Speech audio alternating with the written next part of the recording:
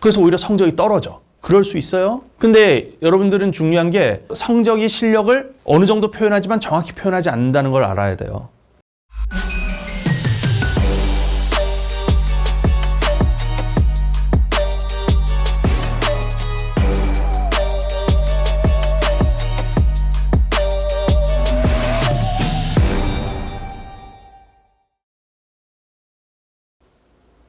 자, 반갑습니다. 정병훈 선생님입니다. 자, 제 유튜브 첫 컨텐츠일 수도 있습니다. 자, 전공법 특강, 공부법 특강인데요. 이게 제가 그 대성마이맥에도 업로드를 했어요. 근데 대성마이맥 영상을 제가 제 유튜브에 올릴 수가 없는 그런 정책이 있어서 그래서 제가 따로 이제 찍었습니다. 자, 먼저 첫 번째는요. 전공법의 세계관, 이제 공부법에 관해서 큰 틀의 어떤 자세, 이런 거에 관한 큰 틀의 마음가짐, 이거에 관한 내용이 되겠어요.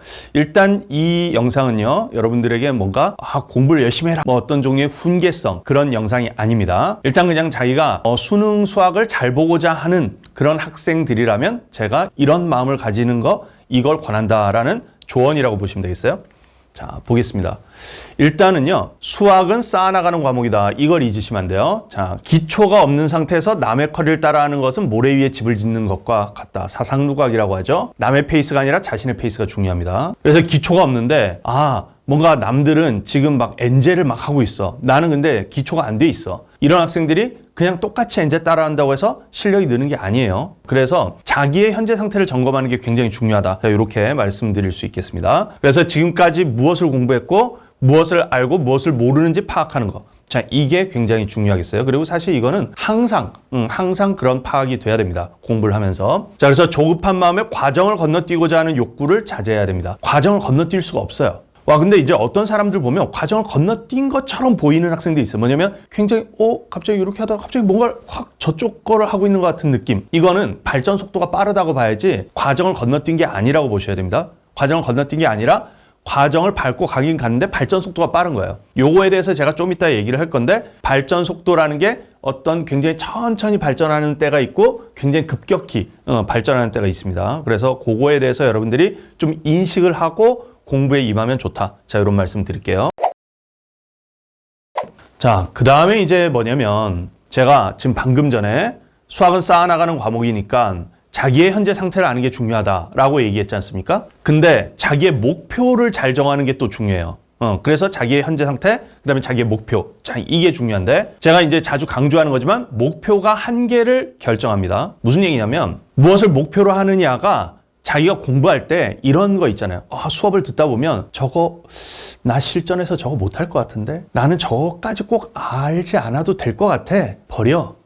내 머릿속에 입력하지 않겠어. 또는 이렇게 들었지만 그냥 나가는 걸 허용하겠어. 이렇게 생각하는 학생들이 많잖아요. 그게 다 이제 자연스러운 건데, 자기의 목표를 어디다 두느냐에 따라서 이거를 머릿속에 입력하는 게 있고 아니면 내보내는 게 있다는 거죠. 그래서 무엇을 목표로 하느냐가 자신의 실력과 성적의 한계를 규정합니다. 일단 권하기를 한 4등급 정도 이상 되는 학생들은 100점을 목표로 하기를 권합니다. 100점을 그럼 내가 실제로 맞는다는 얘기냐? 그건 모르죠. 이렇게 얘기하는 이유는 4등급 정도 학생이 100점을 맞는 경우가 가끔 있기 때문에, 제가 이제 그 수능 끝나고 제 인스타 DM이나 이런 데로 1년간 선생님한테 배웠는데 요번에 성적이 얼마나 올랐어요. 뭐 이렇게 이제 보내는 학생들이 좀 꽤 있는데, 그 중에서 뭐 5등급 학생이 1년간 수업 들었더니 1등급 맞았습니다. 뭐 이런 학생들이 좀 몇 명 있었어요. 다수가 그렇다는 건 아니죠. 그렇지만 어떤 학생들은 그런 학생이 있다는 것입니다.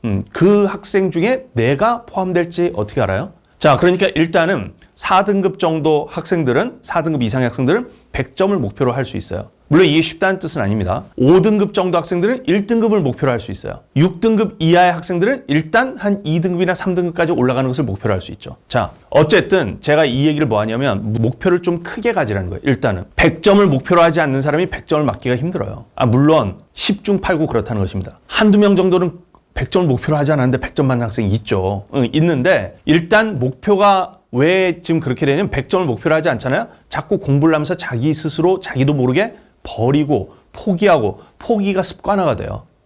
그러기 때문에 100점이 안 나오는 경우가 많아. 그래서 100점을 목표로 하는 학생들조차도 심지어 96이나 92 이렇게 맞는 경우 많고요. 근데 96이나 92를 목표로 하잖아요.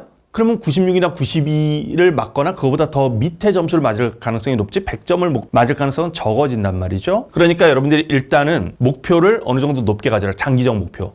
수능 때까지 목표를 그렇게 가져라. 자, 이렇게 좀 권하겠고요. 자, 그래서 여기 이렇게 적어놨죠. 현재 자신의 실력과 성적이 어떠하든 장기적 목표는 높게 가지고 단기적 목표는 단계적으로 정하도록 한다. 그래서 예를 들어 현재 내가 4등급이다. 그러면 수능날 100점을 목표로 하겠다라고 생각하면 일단 뭐 6평까지는 그래도 한 2등급까지 올려보겠다. 9평까지 1등급까지 올려보겠다. 수능날 한번 만점을 찍어보겠다. 이런 식으로 단계적으로 목표를 삼아갈 수 있겠죠. 근데 어쨌든 수능날 100점을 목표로 하기 때문에 6평까지 공부하는 과정에서도 100점을 위해서 필요한 학습 어떤 난이도 있죠. 그런 것도 그냥 하는 것입니다. 조금 어려운 게 있어도 참고 그걸 자기 거로 만들고 이렇게 하는 거예요. 근데 목표가 그게 불분명하면 그냥 나는 3등급이 목표야 이러잖아요. 그러면 1등급, 2등급 정도 학생들이 자주 푸는 문제들 있죠. 그런 거 자꾸 그냥 건너뛰게 됩니다. 그러면 실력이 느는 게 한계가 있어요. 목표를 높게 잡자. 자, 이런 말씀 드리겠습니다. 자, 그러면 이제 자기의 현재 상태, 그 다음에 목표, 이게 있는데 이 간극을 어떻게 메워서 성적이 올라갈 것이냐. 자, 요거에 대해서 이제 한번 살펴볼게요. 실력과 성적은 어떻게 오르나? 첫 번째, 자, 양적 발전과 질적 발전이 모두 필요하다. 자, 이게 여러분들 국어 영역에서 몇 년 전에 해겔의 변증법 나왔죠? 해겔의 변증법에 나오는 용어들입니다. 양적 발전, 질적 발전, 뭐 이런 건데, 일단은 양이 쌓이지 않으면 질적인 발전이 불가능해요. 학습량이 저조한 학생들은 당연히 많은 노력이 필요합니다. 막 이런 제가 이제 상담 같은 거, 뭐 인스타나 이런 데서 하다 보면 이런 질문들이 막 들어오는데 제가 노베이스예요. 근데 막 수학을 지금 막 이제 열심히 해서 좀 성적을 올리고 싶어요. 그래서 수학 학습량을 충분히 가져갈 수 있습니다. 막 그러면서 제가 뭘 해야 될까요? 막 이렇게 얘기를 하는데 그래서 하루에 수학 공부를 몇 시간 겨울에 할 것이냐 이렇게 물어보면 하루에 3시간을 할 수 있습니다. 그래서 제가 이제 뭐라 하냐? 3시간 가지고 택도 없습니다. 제가 고등학교 때, 뭐 고1 때나 이런 때 야자 같은 거 이제 없던 야간 타율학습 이런 거 없던 시절 있었는데 제가 이제 중간에 이제 좀 학교의 그 규칙을 뭐라 그래야 되나? 규칙이라기보다도 이제 그 주말 자율학습을 빠질 수가 있었는데 사실 이제 빠지면 안 됐던 건데 선생님이 말로만 이제 빠져도 된다라고 얘기했어요. 그래서 저는 되는 줄 알고 정말 빠지고 그랬다 크게 혼난 적이 있었는데 근데 어쨌든 그렇게 빠졌을 때 시립 도서관 이런 데 50원 내고 이제 들어가는 도서관이 있었어요. 그 도서관에 딱 가면 아침 8시부터 밤 10시까지 수학만 하고 주말에 막 그렇게도 많이 했었습니다. 근데 하루에 3시간 가지고는 택도 없겠죠. 겨울엔 더더욱이나 이제 시간이 많잖아요. 그럼 막 하루에 10시간도 수학을 할 수도 있어야 되고 막 그래야 되거든요. 특히 노베이스 학생들은 학습량이 많아야 됩니다. 기본적으로. 근데 학습량이 적은 채로 날로 먹으려고 하는 경우들이 있죠. 학습량이 적어도 막 성적이 막 오를 수 있지 않을까요? 이러면서 이제 그 효율성에 대한 추구를 하는데 일단 이해는 되죠. 학습의 효율성이 있는 게 좋긴 하죠. 근데 그 효율성도 밑바탕의 기본기가 튼튼하지 않으면 그 효율성이라는 게 효과를 못 봐요. 그래서 제가 이제 뭐 제 인강 같은 데서도 자주 강조하는 게 제 캐치프레이즈가 전공법이 지름길이다. 뭐 이런 거고 제가 스킬 위주보다는 좀 개념 위주다. 근데 스킬을 안 가르친다는 게 아니라 어떤 개념의 토대 위에서 스킬을 몇 개 좀 중요한 스킬들을 얹어야지 그게 효과를 내는 거지. 그냥 이 스킬, 저 스킬, 저 스킬 되게 단편적인 계산법들 이거를 다 스킬로 포장해가지고 암기한다고 해서 실력이 늘지 않는다. 뭐 이런 얘기를 하지 않습니까? 그래서 기본기가 굉장히 튼튼해져야지만 질적인 발전도 가능하다는 얘기예요. 양이 쌓이지 않으면 불가능한 것이에요. 그래서 소위 그 양치기 뭐 그런 얘기 있지 않습니까? 양치기가 막 최고다. 절반은 맞는 얘기예요. 양치기가 좀 문제가 있는 경우가 있는데 그거에 대한 반대 편향으로 양이 중요하지 않아. 조금만 공부할래. 그건 아니라는 거죠. 자, 그 다음에 이제 두 번째는 뭐냐면 양이 이제 어느 정도 쌓였을 때 또 문제예요. 이제 우리 친구들이 제 그 인간 커리 같은 거 기준으로 보면 프로메테우스 기본편이 있고 프로메테우스가 있단 말이에요. 프로메테우스 기본편까지 비기너스 프로메테우스 기본편 이렇게 막 공부를 해요. 근데 그 하다 보면 이제 이런 생각이 듭니다. 개념 강좌를 내가 2개씩이나 듣는데 저 프로메테우스 3개째를 또 들어야 되냐? 뭐 이런 생각 막 하죠. 그걸 이제 또 뭐로 정당하냐? 프로메테우스는 너무 어려워.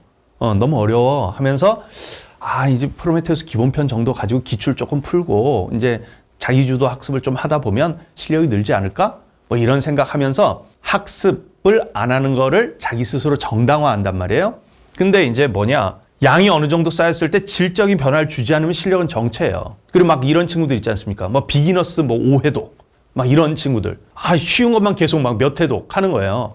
물론 그걸 통해서 배우는 게 있겠죠. 있습니다. 여러분들이 기본적으로 이렇게 생각하셔야 돼요. 그 몇 회독 이런 거는요, 한 내가 무슨 교재나 강의를 딱 봤는데 한 7, 80% 이해했고 내가 풀이를 구사할 수 있겠어. 쭉쭉쭉. 그러면 그냥 그 다음 컬이 가는 것입니다. 너무 100% 완결성을 추구할 필요도 없어요. 근데 한 50% 정도밖에 내가 이해를 못했고, 뭐 풀어보면 한 50%는 풀리지만 50%는 안 풀려. 그러면 다시 한 번 정도 볼 수 있죠. 1회, 2회독이라고 해야 되나? 하여튼 다시 한 번 더 본다. 뭐 요렇게 정도 생각할 수 있죠. 근데 그 이상 또 보고 하는 거는요, 제가 봤을 땐 오히려 그로부터 더 난이도 있는 컬이, 이거를 회피하고 싶은 욕구가 지금 내장돼서 그런 선택을 하는 걸 수도 있어요.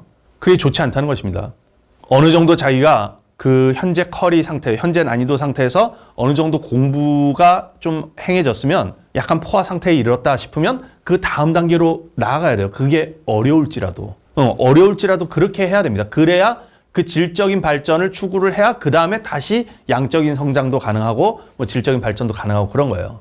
이게 다 변증법의 기초입니다. 자, 그래서 관성 때문에 안주하고 싶은 마음, 좀 더 쉬운 것만 하고 싶은 마음, 그런 게 이제 여러분들 막 준킬러에 대한 규정도 나랑 막 많이 다르더라고. 뭐 준킬러 하면 이제 킬러 바로 밑에 거 아닙니까? 근데 막 요즘 보면 뭐 11번도 준킬러고, 뭐 다 준킬러야. 일단 자기가 못 풀고 자기가 틀리면 다 준킬러래. 그래서 나는 준킬러로 공부하고 있다라는 막 자기 만족이 있죠. 그런 거로 학습을 저난이도 공부한 것을 가지고 안주하려는 것을 자꾸 정당화한단 말이에요. 그러면 실력이 안 느는 것이에요. 자, 그래서 양이 어느 정도 쌓이면 조금 어렵더라도 제 강좌 기준으로 프로메테우스 기본편에서 프로메테우스로 이거 어떻게든 해보라는 거야. 해보고 물론 힘들겠죠. 그렇지만 또 약간 참고 들어보고, 만약에 스스로 하는 게 힘들면 강의를 들어서 이해하고 그걸 가지고 자기 풀이로 써보고, 이렇게 하면 실력이 늘죠. 당연히. 저도 옛날에 다 수학의 정석책 가지고 해설지 보면서 이 해설지 얘 왜 이따구로 풀어놨지 막 생각을 해보고, 얘가 이런 맥락에서 한 것 같구나 이해를 하고 또 풀이 써보고, 이렇게 해서 다 배운 거죠. 혼자 어떻게 공부했겠습니까? 다 책 보고 한 거고 뭐 그런 거죠. 자, 그래서 여러분들이 요거 질적인 변화를 주도록 해라. 자, 요 얘기를 하겠고, 결국은 이제 뭐냐면 이 포기하고 싶은 마음 있죠. 이거에 대한 굉장히 경계를 하셔야 되는데, 실력은 타고난 재능목도 있겠지만 결국 끈기와 의지, 집중력, 이게 훨씬 큰 몫을 차지하는 경우가 많다. 효율성 그 다음 문제다. 그래서 이런 거 포기하고 싶은 마음이 들 때 질적인 변화를 구사해라. 자, 이런 얘기고요. 그 다음에 이제 두 번째는 뭐냐면 개념과 문제 적용. 이게 개념 공부할 때부터 항상 통합적으로 학습이 돼야 됩니다. 이 두 개를 분리해서 학습하는 게 되게 안 좋아요. 이걸 좀 강조할게요. 자, 개념은 수학적 사고의 틀을 제공하기 때문에 당연히 중요하고요. 자, 따라서 개념에 대한 정확한 이해와 적용 훈련. 자, 이것이 굉장히 디딤돌이 될 수 있습니다. 근데 이 개념이 문제풀이 과정에서 항상 개념 학습할 때부터 적용하는 훈련을 같이 해야 그 개념이 진짜 개념이 되는 거예요. 그래서 개념을 학습할 때부터, 그리고 그 이후에 다양한 문제풀이 경험을 쌓아야 됩니다. 그리고 이게 그냥 문제풀이 양치기로 된다는 뜻이 아니에요. 문제를 많이 풀면서도 경험을 개념의 틀로 해석하는 거. 문제를 딱 보고 독해를 했을 때, 이 문제가 이런 성격의 개념에 관한 문제구나 라는 독해가 됐을 때 얘가 어떤 개념 사용됐고 중간중간마다 어떤 논리적 흐름으로 문제가 풀렸구나, 이런 것에 대한 자꾸 생각을 정리해 나가는 것, 이런 게 굉장히 중요합니다. 그래야 다른 문제, 새로운 문제를 봤을 때도 그것을 해석하고 풀어내는 능력이 길러지는 거예요. 응용력이라는 게 바로 그런 데서 길러지는 것입니다. 자, 그래서 그런 연습을 많이 하자. 자, 이런 강조를 드리겠어요.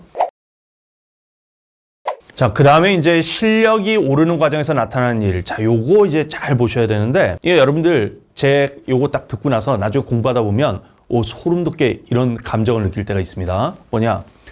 공부를 열심히 한 것 같은데 문제를 못 풀어. 특히 예전에 못 푼 문제를 계속 못 풀어. 이거 상담 무진장 많이 받습니다. 저 예전에 못 푼 문제 분명히 열심히 공부했는데 왜 또 못 풀죠? 일단 당연하다고 생각하셔야 돼요. 사람 망각의 동물이기 때문에, 그러니까 당연하다는 게 좋다라는 뜻이 아니라 그냥 이런 일이 자주 일어날 수 있다라고 생각해야지, 와, 나만의 특수한 일이고 나는 왜 이 모양이지? 이렇게 자책할 필요 없는 거야. 공부를 열심히 한 것 같아도 문제를 못 푸는 경우가 많아요. 근데 잘 생각해 보셔야 돼. 예전 같으면 그 문제를 못 푸는 게 한 10% 깨작대다가 못 풀었을 수 있어요. 근데 실력이 늘면 한 50%나 60% 깨작대다가 못 풀 수 있잖아요. 그럼 일단 실력이 는 거라고. 그렇지만 못 풀지. 그러다 보면 이런 일이 벌어질 수 있어요. 공부를 열심히 했는데 성적은 그대로이거나 오히려 더 떨어져. 이게 이럴 수 있다는 걸 생각하셔야 돼요. 지금 제가 얘기했죠? 공부를 열심히 해가지고 예전 같았으면 10% 해가지고 못 풀었는데 지금 50%에서 못 풀었다. 그래도 점수는 그대로일 거 아니야. 심지어 떨어지는 건 뭐냐? 공부를 내가 열심히 했다는 생각에 욕심은 이제 생겨. 예전에 안 건드리던 문제들도 막 건드려. 그러다 보면 오히려 시간 부족에 또 시달려. 예전에는 못 풀어가지고 시간이 널널해. 근데 지금은 이제 이것도 풀 수 있을 것 같고 저것도 풀 수 있을 것 같고 막 이러다 보니까 시간이 오히려 부족해. 그러다 보면 또 다른 거 막 실수도 해. 그래서 오히려 성적이 떨어져. 그럴 수 있어요. 근데 여러분들은 중요한 게 성적이 실력을 어느 정도 표현하지만 정확히 표현하지 않는다는 걸 알아야 돼요. 그러니까 그런 일이 벌어졌을 때 여러분들은 자꾸 포기하고 싶단 말이야. 아, 역시 공부 안 되나 보다. 포기하고 싶죠? 근데 잘 눈을 감고 생각해 보세요. 내가 정말 실력이 안 늘었나? 정말 실력이 안 느는 공부를 했다면 그건 문제죠. 근데 제가 공부하라는 대로 전공법 스타일로 그 스타일로 공부하면 실력이 안 늘기가 쉽지 않아요. 그럼 잘 생각해 보면 실력이 늘었으면 일단 그 길을 계속 밀고 나가라는 거예요. 밀고 나가면 그게 나중에는 50%, 60% 풀던 문제가 이제는 100% 푸는 상황이 발생하면 갑자기 성적이 확 올라간다고요. 그래서 성적의 상승이 이렇게 계단형으로 올라가기도 있습니다. 계단형으로. 그걸 참아야 돼. 여기서 이렇게 올라가는 순간까지 참고 인내하고 자기 실력이 올라가고 있다면 계속 쌓아나가는 방식으로 공부를 하셔야 됩니다. 자, 그렇게 하셔야 갑자기 성적도 오르는 그런 경험을 할 수 있다. 자, 그래서 이 실력과 성적이 오르는 요거 사이의 관계, 이게 시간상 불일치가 좀 있을 수 있다. 자, 그래서 이런 인식을 갖고 공부를 하시면 여러분들이 한 해 동안 공부하는데 그래도 흔들릴 때 마음을 다잡을 수 있는 그런 나침반이 되지 않을까. 자, 이렇게 생각을 합니다. 자, 그러면 전공법이 지름길이다. 자, 수학 정병호 공부법 특강 에피소드 1 전공법의 세계관 마치도록 하겠고요. 다음번에 또 에피소드 2, 3 이렇게 이어가도록 하겠습니다. 굉장히 갑자기 이렇게 하다가 갑자기 뭔가 확 저쪽 거를 하고 있는 것 같은 느낌. 그럴 수 있어요. 성적의 상승이 쭉쭉쭉 포기하고 싶죠? 이렇게 들었지만 그냥 나가는 걸 버려.